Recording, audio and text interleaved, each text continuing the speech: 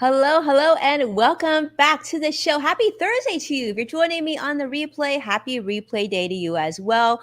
I'm excited to be here with you because we're live and excited to welcome you to live level up conversation. Welcome to Level Up with Winnie Sun. Market updates.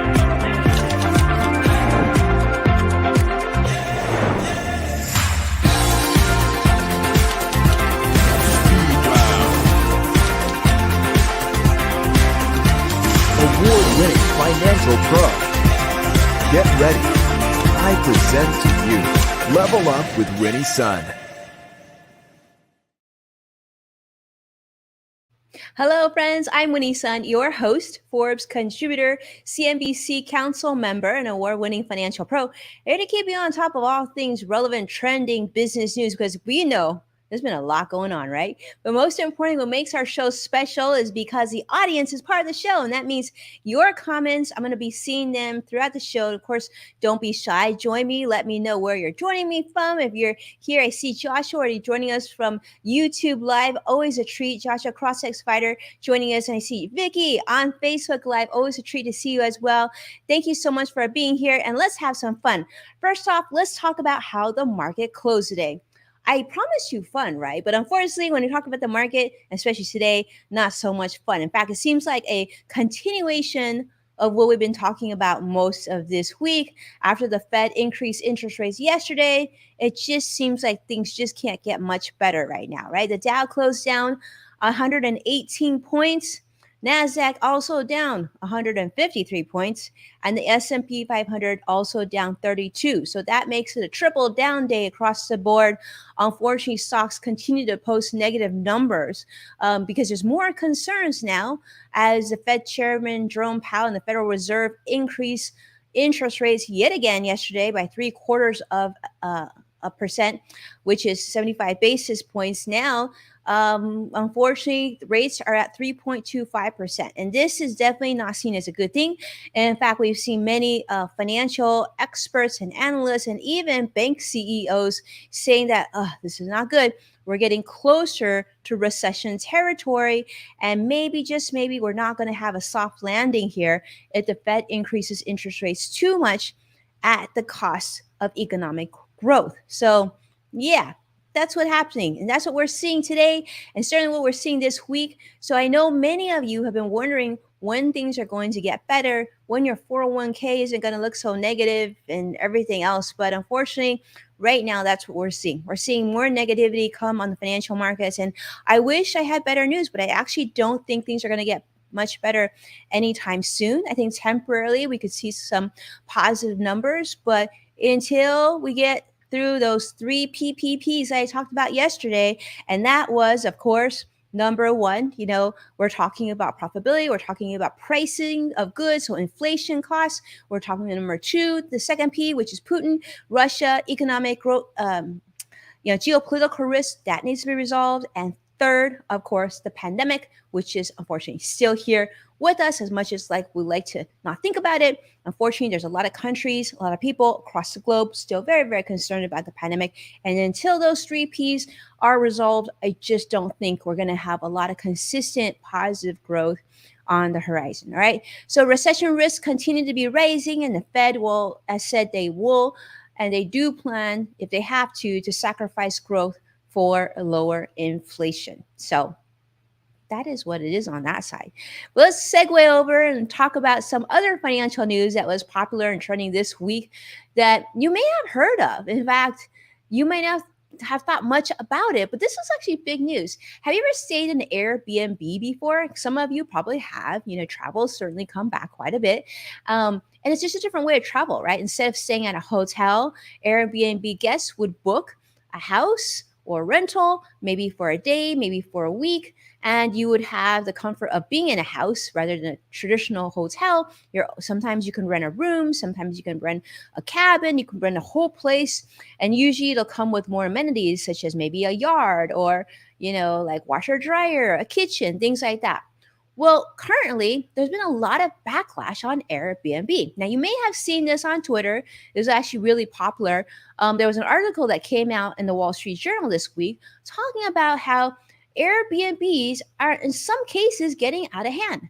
Not only do they charge, or they can charge, hundreds of dollars as part of their cleaning fees, but some guests are complaining, and this was actually shared on the Wall Street Journal, and people were chiming in and talking about more of this online. People are talking about having to do lengthy chore lists on top of paying these exorbitant cleaning fees. People are saying that they, of course, had to take out the trash. Some people had to wash the sheets. Some people even said that they had to mow the lawn at an Airbnb. And I actually read also that some people were complaining that some of these homeowners actually put cameras inside the house and outside the house. I guess outside the house is okay if they disclose it, but inside the house should be a big no-no. But yeah, so this is what's happening on Airbnbs. I know Vicky is laughing. It's crazy, right? It's so crazy. Um, Hello, Sharon. It's great to see Sharon. Dr. Sharon Ashley is joining us from UC Davis. It is wonderful to see you, Sharon, on Facebook Live. Thank you so much for joining us here. So this is the thing about Airbnb. So if you've stayed in Airbnb before, have you experienced this? I personally have stayed in Airbnb. I've had to pay those heavy cleaning fees as well. But also, I do feel like the host usually leaves a list of things that you have to do. Like you typically have to wash your dishes after, which is not crazy. Just put in a dishwasher, wash your dishes. Sometimes they do have you remove all the sheets or even put it in the washing machine and do a load.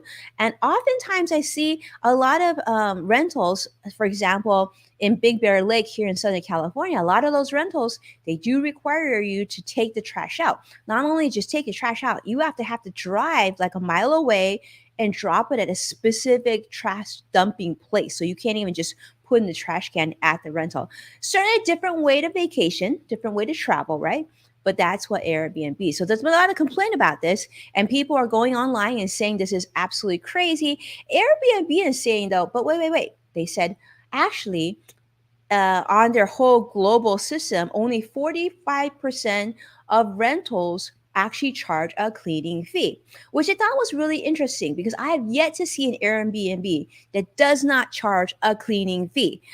So I'm guessing that their calculation of the other homes, what the other 55% must be properties that are outside the United States. 'Cause I haven't seen anyone locally that doesn't charge a cleaning fee. Maybe you have, but really curious to see yourself if you've stayed at an Airbnb. So anyway, that was trending on Twitter. If you haven't seen it, I did a quick search and like a lot of commentary on that. Okay, now let's continue on, and this is something that I touched upon a little bit yesterday on In the Loop, but I wanted to bring this back to fruition because this is a big one.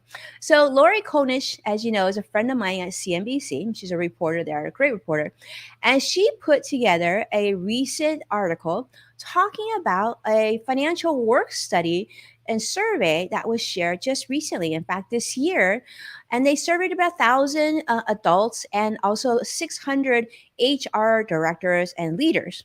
Now, as we know, you probably feel this way. You might be looking at your financial statements, looking at your 401k or 403b at work, and just like, wow, I'm down this much. I can't believe I'm down this much. Maybe percentage wise, maybe dollar wise. You're like feeling a little overwhelmed. Well, you're certainly not alone. You probably know that. But did you know that about 62% of American workers have said that because of these concerns of a possible recession, which we've just heard in the last 6 months, we've heard the word recession over and over again. And we know we certainly are closer today than we were even a few months ago, right? 62% of Americans have said that now they're already starting to reduce their short and long-term savings goals. And in fact, a third of these individuals said that they are now also cutting back on their 401k contributions.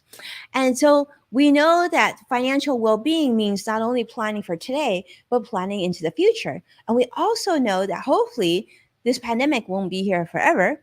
And, the recession won't be here hopefully forever, and rising interest rates hopefully won't be here forever, and hopefully mortgage rates won't be at 6.2% forever, and that the sort of the cost of homes isn't going to be this high. I actually think it probably will be, but hopefully it'll start to reduce some, at least the growth inflation on real estate will reduce a little bit, and then more people will be able to get comfortably into a home, right? Comfortably health wise, financially, shelter wise, all the things in between. But here's the thing, and I think it's really important to know, if so many Americans now are changing the way they're saving for retirement, saving at work even, what does that mean for them in the future? So, I want to share this with you. And this is something that I've been doing for the last few years, certainly throughout the pandemic and even years before that. Years before that, it was mostly in person. But in the last almost 3 years, right, I've been doing speaking at numerous employee resource groups. Just employee groups, companies have asked me to do speaking. We're doing a whole bunch of virtual meetings, large Zoom meetings, and webinars, and talking about personal finance, talk about financial planning, talking about what do I need to do with my finances before the end of the year. This is actually when I put together this seminar. It's going to be great, by the way. This seminar I'm working on, it's so good. So I wanted to put this out there. If you or your company or your neighbor or a loved one, if you would like some to talk about what you should be doing about your money right now, what changes you should be thinking about, what way should I pivot? Am I doing the right thing? Do I need to make changes? Do let me know. Reach out to me via direct message and let me know how I can help. Someone from my team, we're going to reach out to you. We're going to set something up. You want good, honest, relevant information and in a timely manner. And that's what we're here to deliver. Okay.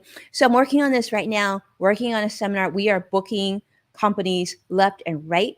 So if you would like to have something like this set up, definitely let us know. This is going to be something, I actually envision this year being one of the most important years that we do this, because what we can't do is we can't continue to be scared and not making these financial decisions for ourselves, because at some point, you, me, everybody, we're going to want to retire.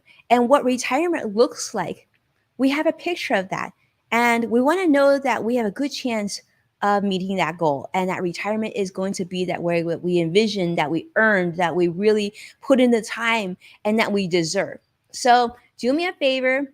If you know someone who's working, someone who's working in a large company, and you're like, I think my group would love to have you speak for us and do a virtual conference or seminar or webinar, don't be shy. Reach out. We are starting to book groups starting, I believe, the first week of October. So the sooner you get in front of us, the better. We would love to hear from you. But of course, with that, I hope that you have a wonderful day. Have a wonderful day. Now, if something goes on more, I will come back to you live again tomorrow. Otherwise, I'll just catch you another day.